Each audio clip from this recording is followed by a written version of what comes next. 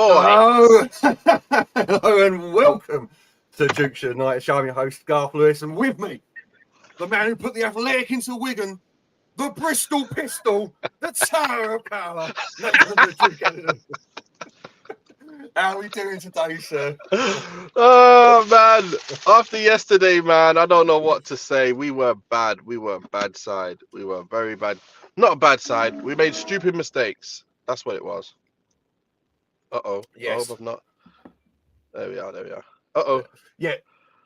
I've done SOS on my phone, haven't I? So yeah, the game yesterday, we were in full control. I don't need the SOS. Like. Can you hear me? Yeah, I can hear you, mate. Yeah, we're all good. Yeah, we're in control twice, mate. How much? I'm going to start with it. Welcome to Mercedes. Oh no, you can't hear me. We would like to inform you that Mercedes-Benz collects and processes your personal data as necessary for the provision of our services. If you'd like to know more about your general privacy rights, we refer you to the privacy statement on mercedes-benz.co.uk.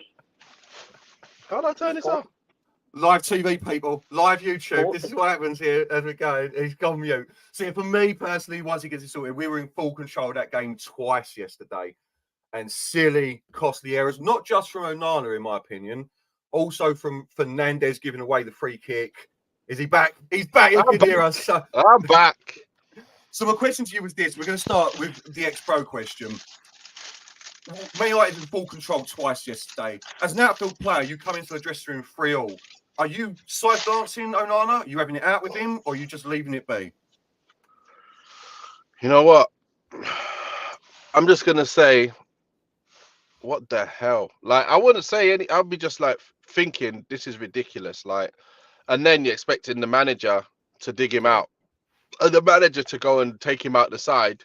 When something like that happens, he's got to come out, mate. You can't be doing stupidness like that. That's non-league football. I said it's non-league stuff. That's non-league goalkeeping for the both free kicks. Absolute non-league.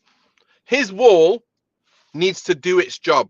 He doesn't need to worry about the wall. Then you've got him standing on the other side. Anything that comes outside, he defends it. But instead, he's already leaning to the other side. The ball comes to the side of his, and he bloody doesn't save it because he can't move. He shouldn't be not moving. Poor. He was trying to cheat, mate, is what I felt like, that first one. He was trying to cheat because he hasn't got the greatest leap in him, like the spring. He thought but look, poor, mate. But Garth, if the ball goes over the wall and in the bins, no problem. Nobody's going to kill you for that. But you let the ball in on your side, you're taking the mick, mate. You're taking the mick. That's number one rule in goalkeeping when you come to pro football. You do not let them score the side that the wall isn't there. Like, that's your side. That's why they shot that side. So they don't need to get it over the wall. And it's just poor. It's just so poor. I expect my non-league team to go and do that.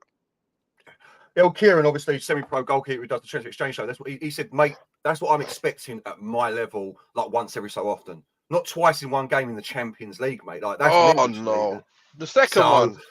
Oh, mate. If it wasn't like, of course it's not. But back in the day, this was the 80s, mate. I'd have him down as 100% match fixing, like 100%, because it was horrific goalkeeping from him, pushing it into his own. Like I don't know what he was trying to do with that save. You know what I mean? Fist to the floor, like it's weird, but.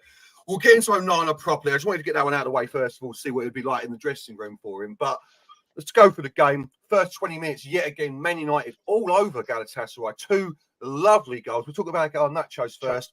Lovely pass into the area. Højlund holds up the ball extremely well, gives it to Bruno. He plays a lovely pass to Garnacho, who hits a lovely strike. Top bins, no chance for the goalkeeper. Did you like the goal, Nath?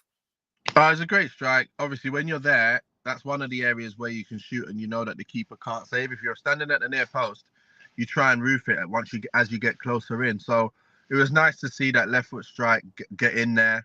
Obviously, if it was our keeper, like it was with their goal, I'd be like, why is he beating you at the near post? But at the same time, that is one of the places that we would try and go as an attacking player. So it was lovely to see a finish like that again. And he's another one stepped up again and got a goal for us when we really needed it. So he's starting to show what he needs to do, and he's doing it. So it was a great goal. It's a great goal.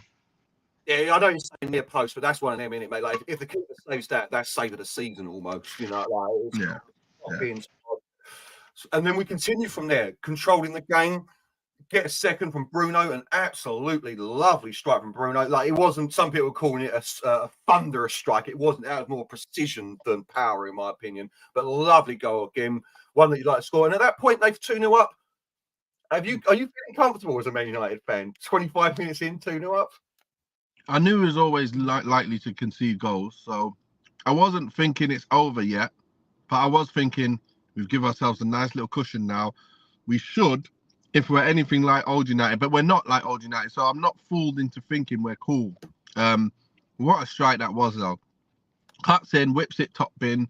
It's one of them strike whips where you go to strike it, but you also put a little bit of swaz to curl it into the top bin. So that was lovely to see him actually hit one on target in a while, like that. And yeah, we need more of that from him. But then, again, it wasn't great football to get that. It was just something out of nothing. Unlike the third one, which was great football, which I was more happy with. More happy with that because there was a bit of football involved before we actually got the goal. It was a great team goal, wasn't it? So, yeah, I was happy with that. Yeah, and then out of nowhere, Bruno Fernandes, and this is what I will say, I'll give Onana a tiny little bit of relief here. He shouldn't be giving away that foul. It's a silly, petulant foul from Bruno Fernandes on the edge of the area. It's one of them, like, that's where I start wondering if he is real captain material, because you don't give that away. That's a silly free kick to give away, puts our team under pressure, and then, oh my God, Onana absolutely fumbles that one bad. I mean, is this, you're saying that if it goes over the wall, there's no problem. Was the wall in the correct position for you? So I've seen some people saying it online that he hadn't set up his wall properly.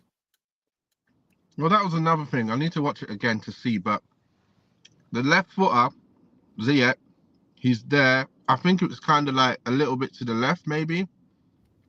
Maybe the wall should be on the left side. I don't know. If it's on the left, the wall should be on the left.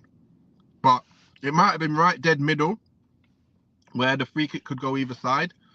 And he's just decided, right, I'm going to be on the right, and then I'll put the wall on the left, which makes sense, yeah? Because normally the left footer wants to whip it top right from where we're watching, and then you cover the other side. So I make that fine, but then it goes through the wall, and he's just not, he's already leaning, man. It's just poor. It's just poor. It's the same. It's the same thing again.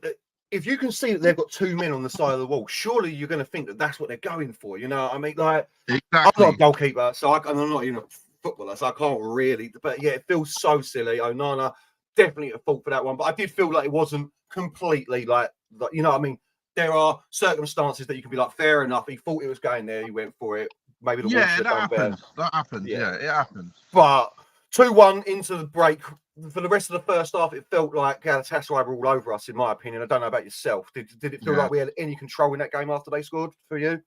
Not for a certain amount of time. They were attacking. It just felt like it was good. We could attack, they could attack, but we just weren't getting much going, if you get what I mean. We weren't getting much control of the game. We were passing it back to them so often. It was poor. But at the same time, you could see that we still could do something because they're not the greatest. So I always thought we could get another goal. I always thought that. Yeah, same here. Curlers, another 3 goals, only to drop points. Keeper had a mare again in a big game. Can't disagree with you at all, Curlers. And that's, I was going to save this question for a while, but I'll bring it up now as Curlers has already brought it up. Is it worrying for you that you look at our Champions League games and we've scored 2 against Galatasaray and lost, 3 against Bayern Munich and lost? Was it 3 against Copenhagen and lost? And now, was it 2 or 3? And now 3 against Galatasaray and drawn. Is that a worry for you going forward? Yeah, the only game where I could say was pretty much doesn't really reflect the game was the Bayern game, where obviously they didn't even care at the end. You know, we started scoring right towards the end, and that was nothing. But in all the other games, you know, that's what I mean. We're not good enough defensively. You see, like, when you look back at it, we've conceded so many goals. That was exactly what I was telling you before. Like, when we had the same defense, Maguire, Lindelof, Shaw, and Dalot. remember, we had the record for coming back in games, so many games in a row. That means we conceded every game. So it's no shock that when they're going to concede goals every game, when we got a defense like that. And it's not like howlers, it's just your level of ability to stop people getting in them areas to shoot in the first place. That's the difference between us now and us before, where we weren't allowing people to do that. And even last season when Martinez came in, Varane, and you had even Malacia or Shaw, you had Wan-Bissaka, no one's getting in there. We're getting clean sheets for fun most of the time. Not no one's getting in, but you know what I mean? It's a lot harder when you got Casemiro sitting in front of you and a proper back four. Now you're saying something. We're going to concede goals for fun all the time anyway, so we need to score 4 or 5. Like, we're that old-time Newcastle. That's what we are. The Kevin Keegan Newcastle. That's what we are right now. And we're not even goal scoring like them. Nowhere near That's the problem. Like, so we're not even the Kevin Keegan. We're the Kevin Keegan results in the Champions League. That's about it. Yeah. So first half, though, 2-1. No one's confident. We come out in the second half. We start really well, I thought. 10 minutes in, Scott McTominay, McTominay, weren't it? Yeah, McTominay, lovely goal. As you said, great team goal. We'll quickly talk about the goal. For you, best goal of the night? Team play. I know the other two. Yeah, exactly. Comes from a great goal that was. That was an amazing goal. I just like the way the ball, the overlap from Wan-Bissaka, the ball gets played in. He puts it in. First time, slide, bottom corner. It's lovely because you see it's pop, pop, pop, pop, pop, goal. And it's like, that's what you want to see all the time. You don't want to see just super goals, you know. It's great. But when you see that kind of football, you know that that's going to be scored against anyone every week, if you get what I mean. If we play football like that and are able to pop the ball around, we're going to score more goals for fun. We're going to get chances. We're going to score. Yeah. At 3-1, Nath, game management. This is where this comes in, surely. You've got half an hour to go in a Champions League game that you have to win. You're 3-1 up. How does it all fall apart like that? Even with Onana's mistake, how does it all fall apart like that?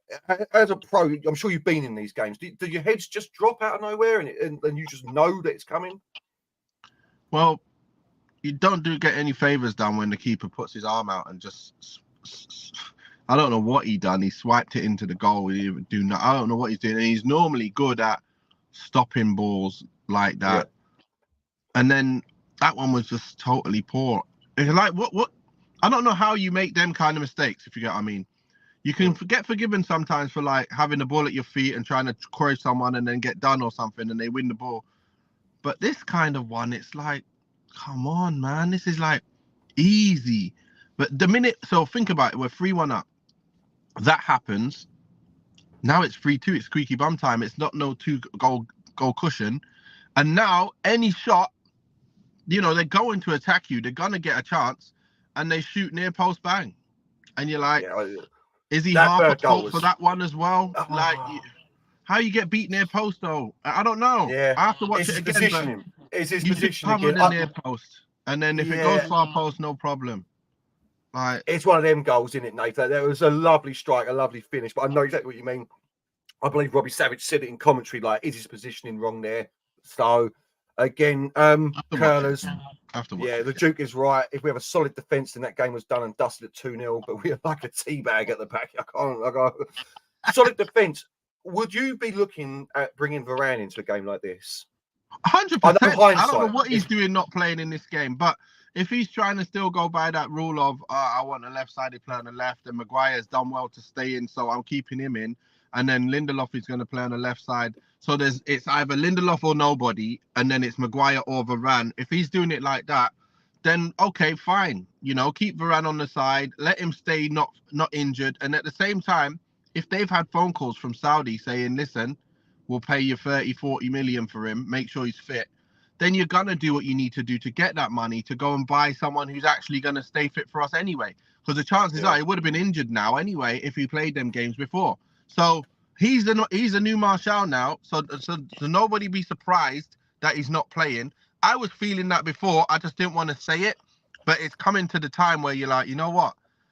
To be fair, we need to swap him. So you need to sell him and get someone in that's younger, that can stay fit, and that is good enough. There ain't many players out there that I'd even look for. I can't even think of one. Even the names you mentioned, I haven't even seen them play. So I'm not even going to say anything about that. But the main thing is he's going with Maguire because he knows he's probably going to be playing the rest of the season if Varane goes in January. Yeah, that's fair. You're getting him up to speed, I suppose. Curlers is good. I mean, it's a good question for you. The team must be nervous when Onana is in that form. When you're on the pitch, have you? I mean, I don't know if you've ever played with a bit of a shaky goalkeeper, but does it seep through the team when you know that your goalkeeper is a little bit shaky? Yeah, because there's certain things you can't do, but for him, they know that they would not be shaky giving the ball back to him. That's one thing, right. You know for sure you're not going to be shaky. So it's the other side. So it doesn't affect the players when the goalkeeper's making these kind of mistakes, if you get what I mean.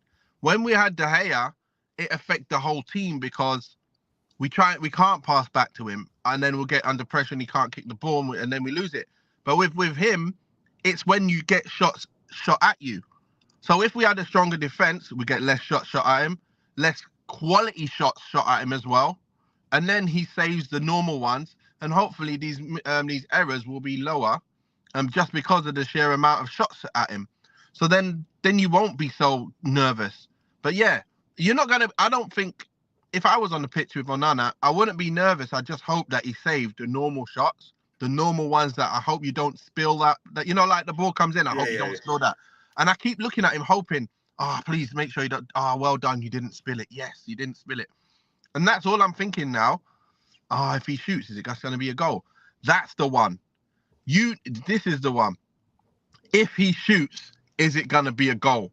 Because their other team will be like, hey, listen, shoot on sight. You've seen the keeper. He can't save for no one. Keep shooting them. Whenever you get a chance, shoot from anywhere. And that's what they'll say. Keeper can't save nothing. But he can.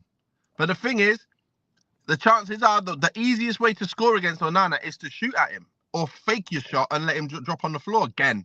Yeah. It was offside goal, but look, man was on the floor again. Oh, mate, that was so tight as well, that offside, mate. That was so tight. I ain't seen one like that in a while. That was a hair's breadth, that one. But, yeah, mate, that's what you hear. Coming back to Sunday League, that's what I play. That's what you hear at that level. Shoot on sight. That goalkeeper is dodge. Just shoot. Don't worry about anything else. 30 yards, 20 yards, 50 yards. Hit it. Just hit it straight down his throat. That's what Dad's saying here. These players have a history for bottling games. Can't even say it's a one-off. Can't disagree with you, mate. Absolutely. Not in the Champions League this season. We've been in commanding positions 3 times and thrown it away 3 times.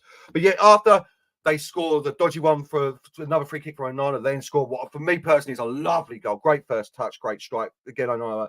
But we still had chances to take the game and didn't capitalise on them. Again, McTominay in the post, Palestri has to do better in that at the end there in that position. Yeah. I know it's a snapshot and everything, but has to do better. And in the end, the game just fizzles out and we draw 3-3 again. For me, I think we're done in Europe, mate. I don't think we get a point against Bayern Munich at home, so that's bottom of the group. Do you see us getting anything against Bayern Munich? No. We're out, mate. We're out. We were out a long time ago. Like 2 games ago, I knew we were out. We're not gonna do nothing. We're not good enough. We're just, we're just currently like struggling through in the Prem to stay up in the top areas. But it's not. You could end the season. Imagine we ended the season like in 3rd or something like that. I'd feel like the whole season I didn't even need to watch this season. Like if we continue playing like this, like that season, forget that season. I know we came 3rd, but we were poor. No one wants to watch that kind of football. No one wants to watch this kind of football. Like we're getting a little bit better. We were a little bit more enjoyable yesterday. So people like we said, people are coming back. Shaw's making us look a lot better, passing better balls through and stuff, defending better. Things are looking good. Mainu's starting to make us feel a bit good inside. He is tremendous. So, when you're seeing him under pressure, just turning out of trouble, popping it, give it back, pop it, Now you see proper football. But I'm liking that. I'm liking that side of things. But I was gonna say something on United, but totally missed out. Forgot what I was gonna say. Well, the question I was leading you down a path for a question of, will it actually help us in the league being out of Europe? The Arsenal situation where we've only got to focus on the league coming forward, and hopefully that keeps our form in the league better. Do you agree with people who say that once you're out of Europe, you can concentrate on the league? The way things have been for us this season, yeah. If everyone was still fit, no.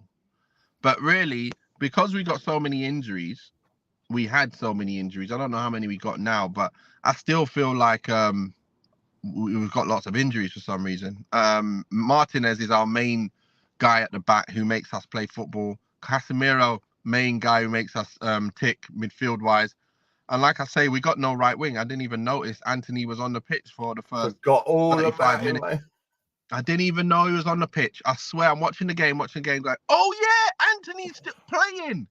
Wow. How can you do that? How can you play 30, 35 minutes and go, oh yeah, Anthony's playing?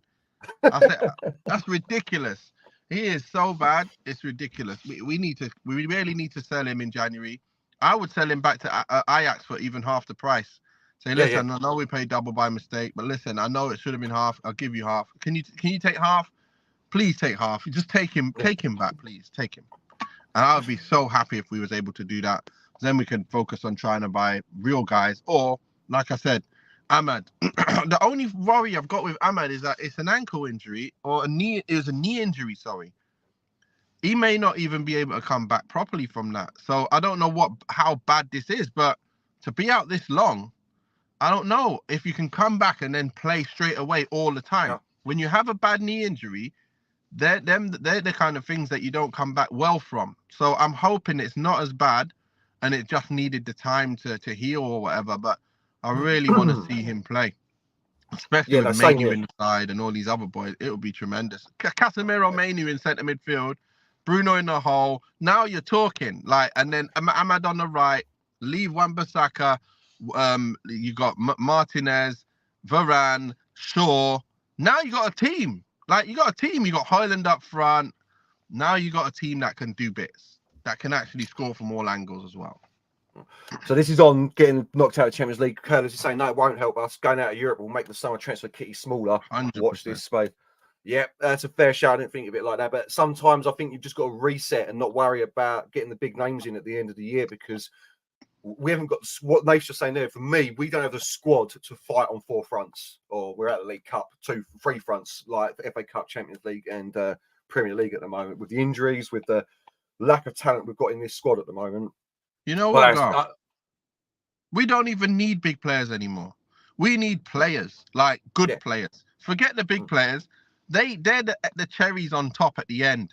We can't afford to get them players anymore. We need 4 or 5 proper players who can play football properly. We continue getting these players who are good at 1 thing or 2 things and don't have the whole package. We got to get away from that, man. We really got to get away from that. I agree with you entirely. I think that's what we need to do. Is instead of looking at the 90 mil players, look at the 30 to 40 million pound players who actually can play football. You've seen it. Someone's loving the beard, Nate Curler's dapper beard, mate. I'm gonna dye it white, mate. I'm gonna dye the rest of it white. Mate, I'm more Krampus than Santa Claus, I can assure you. Daz, we would be embarrassing in the next round of the Champions League. That's probably fair. That's probably so true. What is the point us getting through if we're gonna get smacked 6-0 over 2 legs? There's no point. Just take our medicine and let's go for next year. All this work to get into Champions League and then to just be so bad. There's no point. We struggled in Europa. Bloody hell. Yeah, look at that group as well. Bayern Munich, but apart from Bayern Munich, Galatasaray and Copenhagen, they're not heavyweights. And I mean that with all respect. They're not heavyweights of European football. Something like Galatasaray haven't won in their last 7 games at home in the Champions League or something. It's crazy we need fighters, Curtis is saying, players happy to be at United and playing in front of that crowd. Humble egos. It's a fair shout. And I do think that a lot of this squad is a little bit egotistical at the moment. They're on high wages because we're Manchester United.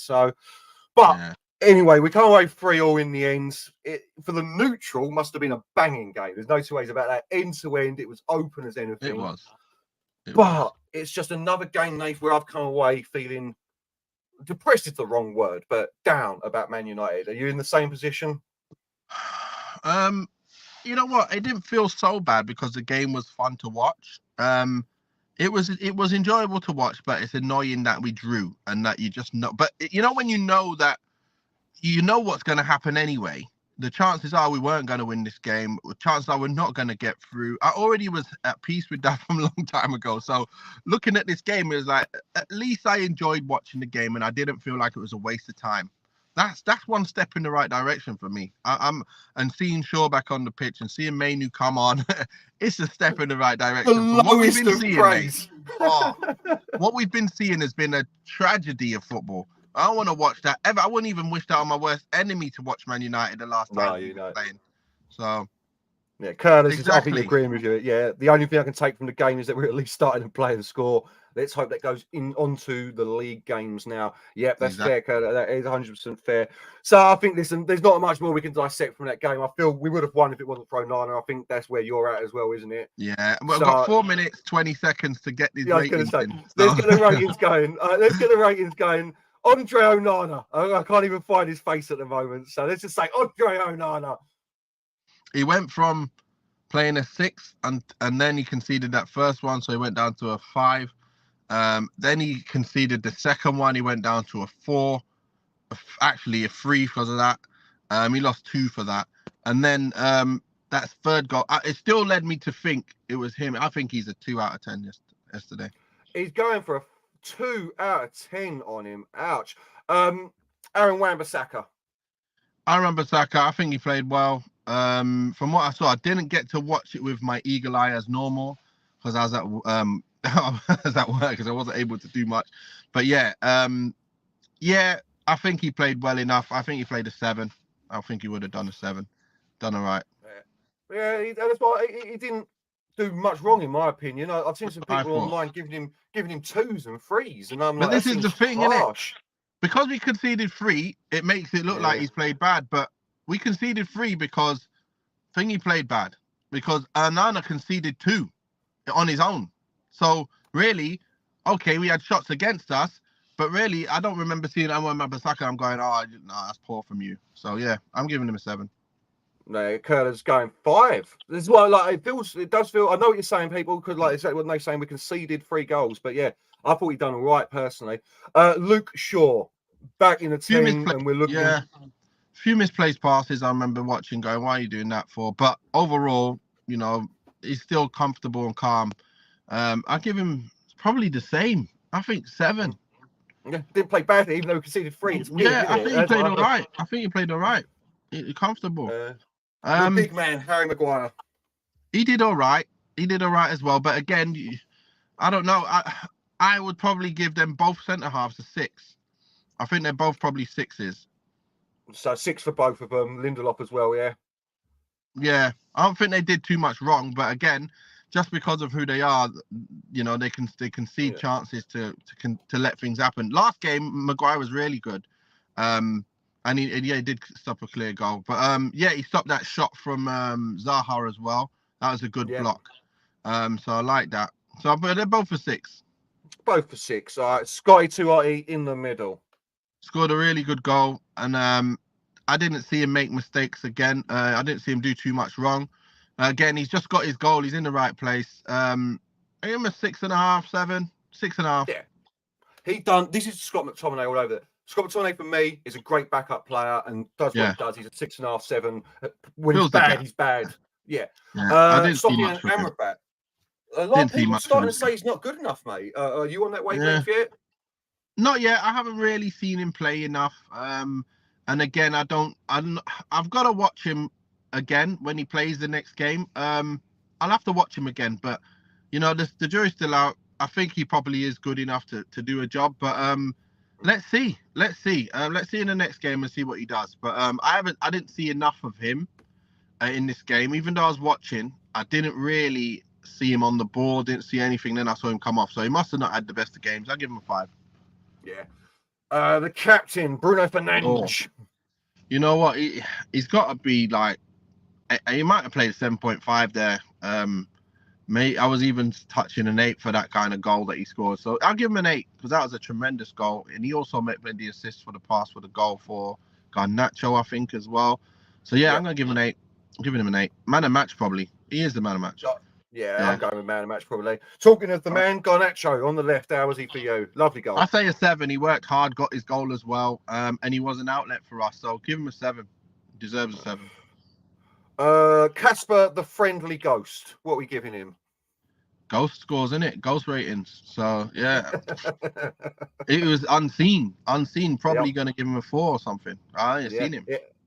I think he did one little bit where he took a man on once, didn't he? And I haven't seen that for a while. So I give him 0.1 I said, who's that? I was like, who's that looking fast? And then he turned back and then passed it back. I was like, oh yeah, that's the guy. Yeah. Didn't see much of him either. Probably gonna have to give him a 6. Oh, you're locked off. I have to give him a 6. I think. Yeah, I didn't see a lot from him. Your sound is gone. I don't know what's happened. Are you there? Yeah, I'm here. I think my internet might come down, mate. Yeah, I'll give him a 6. I'll give him a 6. We're also on Anthony, yeah. For Highland, sorry. We're on Highland for a 6, yeah. Yeah, I don't know what happened there. I completely lost myself. I do apologise. And then the subs, there's not really much to talk. Go on. Oh, yeah, the subs, not really much to talk about, apart from Kobe Mainu, I think, who looked good when he came on. What are you giving the young kid?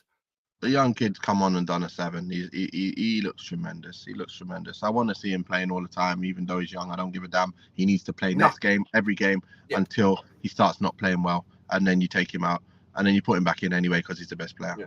And we got him midfield. We've got no better. I think you've already said it. I'm looking forward to seeing him and Casemiro next to each other. I think you said that already today, didn't you? Yeah, so, that'd be good. We haven't got a picture of the gaffer, but what are you giving the gaffer today? Well, last night, should I say? Well, he picked a good side. He picked a good enough side. It was good for him to put Martial back on the bench and play thingy up front. He made that good decision. Garnacho playing on one side. Anthony, that was probably his only choice that he had to do. He went for Amrabat to see what he could do. That's what I would have done to see whether he's a good enough player for us. And he put the back 4 in. The only player I would have played is Varane. I would have put Varane in. And I don't know. Based on what he's saying, though, again, we would have done all right if Varane wasn't playing anyway. It's just Onana's problem. So, to be honest, he done a good job picking the team, and he brought on players that I would have brought on. I think he done all right. I could give him a 7. It's not his fault that they keep him messing around. So, no, that's fair. That's what I'm thinking. It must be very disappointing for him to sit there and be like, another game we've thrown away. It ain't my fault. Yeah. But Jerry Springer, final thoughts before we leave. We've got Newcastle Saturday night. I believe it's at St James's as well, isn't it? Is it away? 7 p.m. 7 p.m. it is. Is it 7? I thought it was 8, but fair play. 7 then, yeah. Yeah, it's going to be a tough one. But look, bring it on. Let's see what we can do. So let's see what we can do against these boys. Let's see. Oh, yeah. Well, with that being said, that highly hopeful statement of let's see what we can do. That's all from us today. Thanks to everyone in the chat for joining us. You've been excellent, giving us your ratings and everything. Make sure you like and subscribe, get in the comments for us, and stay safe and wash your hands. And we'll catch